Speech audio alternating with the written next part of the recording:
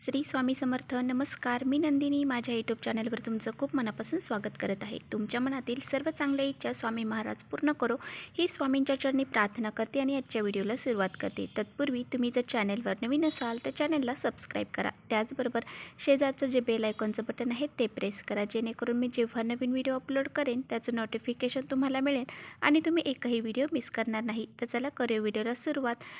सर्वात अगोदर सर्वांना नवरात्रीच्या दुसऱ्या माळेच्या शुभेच्छा. उद्या आहे मंगळवार आणि उद्या नवरात्रीतला तिसरा दिवस आहे, म्हणजेच तिसरी माळ आहे.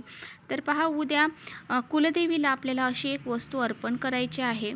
तर पहा, हा कुलदेवीला आपण एक वस्तू अर्पण करणार आहोत, तर ती खूप महत्त्वाची वस्तू आहे.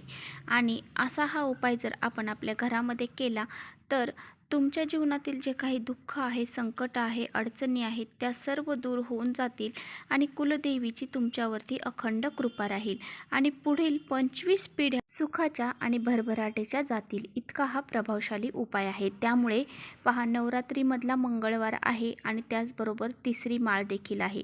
तर उद्या आपल्याला हा उपाय नक्की आवर्जून करायचा आहे. हा उपाय कसा करायचा आहे हे मी तुमच्याशी शेअर करणार आहे, त्यामुळे व्हिडिओ कुठेही स्किप न करता शेवटपर्यंत नक्की पाहावा, जेणेकरून तुमच्यापर्यंत योग्य ती माहिती पोहोचली जाईल. आता बघा, वर्षभरामध्ये आपण भरपूर सारे गोष्टी करत असतो, परंतु आपल्या कुलदेवीची आपल्याकडून सेवा होते का?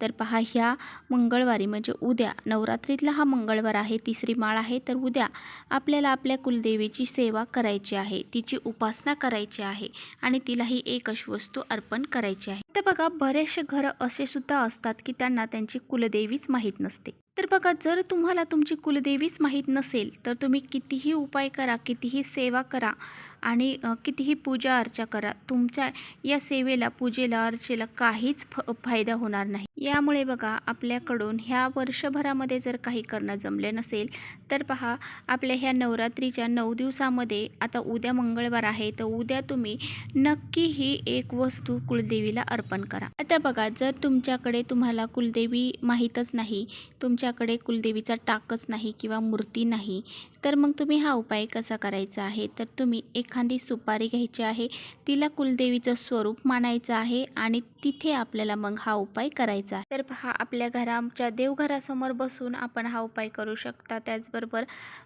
आपल्या घरामध्ये जर घट बसवलेले असतील तर त्या घटासमोर बसून सुद्धा तुम्ही हा उपाय करू. तर पहा, हा जो उपाय आहे तर तो जर तुम्ही तुमच्या घरामध्ये केला तर तुमच्या जीवनामध्ये नक्कीच चमत्कारिक बदल बघायला भेटतील. तर बघा, जो आपण उपाय करणार आहोत ना, तर ती जी वस्तू आहे तर ती वर्षभर आपल्याला आपल्या घरामध्ये ठेवावी लागते आणि हा उपाय आपल्याला नवरात्रीच्या पहिल्या मंगळवारीच करायचा असतो आणि परत हा उपाय आपल्याला म्हणजे ही वर्षभर वस्तू सांभाळायची आहे आणि ती डायरेक्ट पुढच्या वर्षीच नवरात्रीच्या पहिल्या मंगळवारी मग आपल्याला ती विसर्जित करून परत हा उपाय चालू करायचा आहे. तर पहा, आपल्याला हा उपाय करताना अगोदर दिवा प्रज्वलित करायचा आहे. तुम्ही घटासमोर बसत असाल तर घटासमोर आपण अखंड ज्योत ही लावलेलीच असते. तर पहा, हा उपाय करण्यासाठी आपल्याला 16 अखंड लवंग घ्यायचे आहेत, म्हणजे त्या लवंग खराब झालेले नसाव्यात, त्याचं पुढचं जे समोरचं फूल आहे तर ते तुटलेलं नसावं, अशा लवंगा आपल्याला घ्यायच्या आहेत. समोर चांगल्या प्रकारे फूल असेल अशा 16 लवंगा आपल्याला घ्यायच्या आहेत आणि ह्या लवंगा आपल्याला आपल्या उजव्या हातामध्ये पकडायच्या आहेत. आणि हा जो उजवा हात आहे, उजव्या हातामध्ये जे आपण लवंगा घेतलेले आहेत, तो हात आपल्याला घटाच्या समोर ठेवायचा आहे.